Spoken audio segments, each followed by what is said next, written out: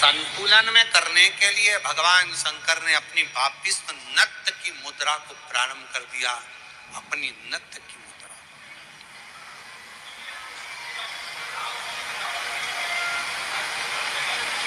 और जो भगवान ने नृत्य की मुद्रा को, नट लीला को करना प्रारंभ करा कि वो जो ज्वालासुर था उसकी अग्नि शिव के चारों तरफ परिक्रमा करने लगी और वो ज्वालासुर आखिरी में शंकर भगवान की शरणागति में पड़ गया।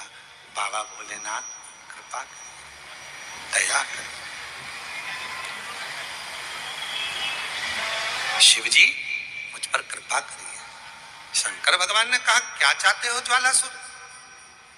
हम जानते हैं कि तुम मेरे द्वारा प्रकट हुए हो, तुम समाप्त नहीं होगे। मैंने तुम्हारा संतुलन बराबर कर दिया है ज्वालासुर, तुम्हें कुछ चाहिए तो मांग लो। ज्वालासुर ने कहा, बस बाबा ऐसी कृपा कर दो कि मैं आपसे दूर ना रहूं, आपसे दूर ना रहूं।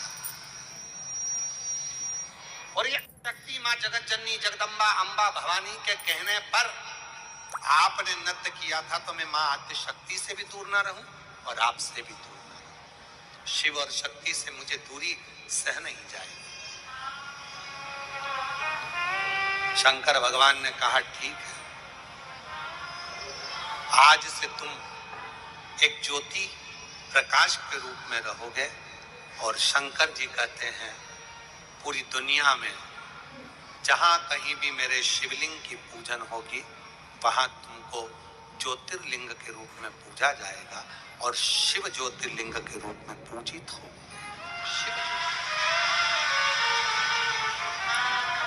दो देवता हैं,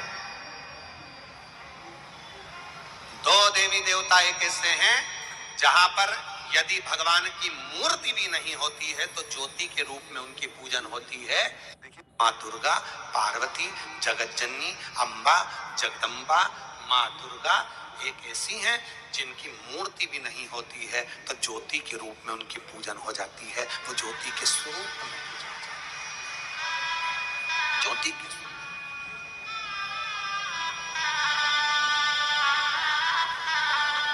इसलिए चतुर व्यक्ति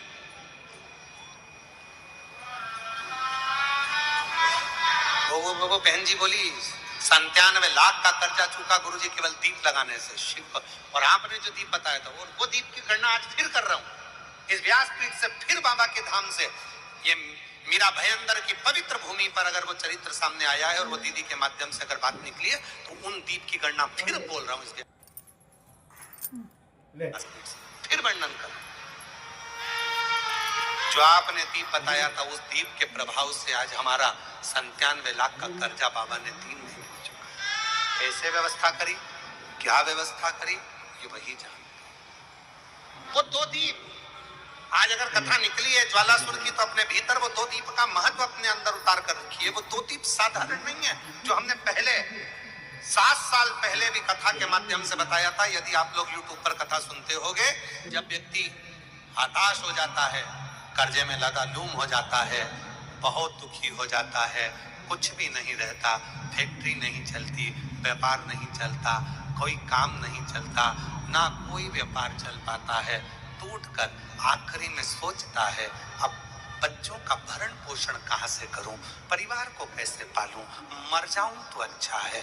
मेरा उन लोगों से निवेदन है, मरना किसी चीज का हल नहीं, उसकी कृपा होना चाहिए, उसकी दया होना चाहिए, किसी दूसरे की सामर्थ्यता नहीं।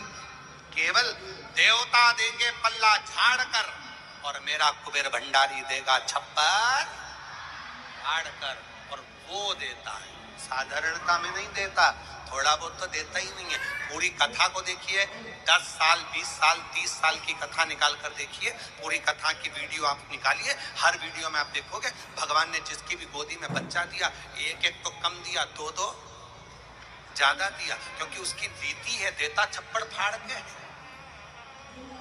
थोड़ा बहुत तो देता ही नहीं है।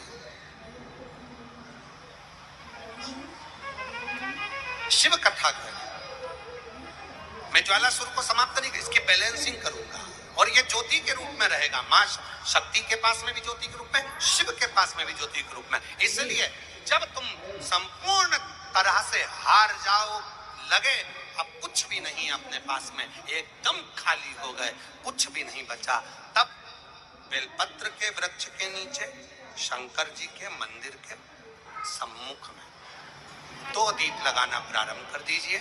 एक लंबी बाती का दीप, एक गोल बाती का दीप, एक शक्ति का, एक शिव का, दोनों दीप घी के दोनों सामने रखो, बाबा को प्रार्थना करो। शिव मंदिर में लगाने के बाद फिर बेलपत्री के वृक्ष के नीचे जाओ। उस बेलपत्री के वृक्ष के नीचे जाना जिसकी छांव तुम्हारे ऊपर पड़े। पौधा नहीं, पौधे की छांव नहीं आ पाती अपने ऊपर, पौधा छोटा सा रहता तो उसकी छांव नहीं आती। बेलपत्र के वृक्ष की छांव में बैठकर 2 दीप लगाओ जिसकी छांव है। 2 महीना नियम ले लो, शाम के समय पर दिन भर मेहनत करूंगा, परिश्रम करूंगा, अपने व्यापार को बढ़ाऊंगा, कर्म करूंगा, मेहनत करूंगा, और शाम को प्रदोष काल में मेरे घर का कोई भी व्यक्ति जाएगा, शिव मंदिर में 2 दीप और बेलपत्र के वृक्ष के नीचे 2 दीप लगाएगा। 2 महीना इंतजार करना, मेरा बाबा हाथ पकड़कर तुम्हें ऐसा दौड़ाएगा कि शिव अपने आप करुणा करेगा। छोड़ता नहीं है शिव।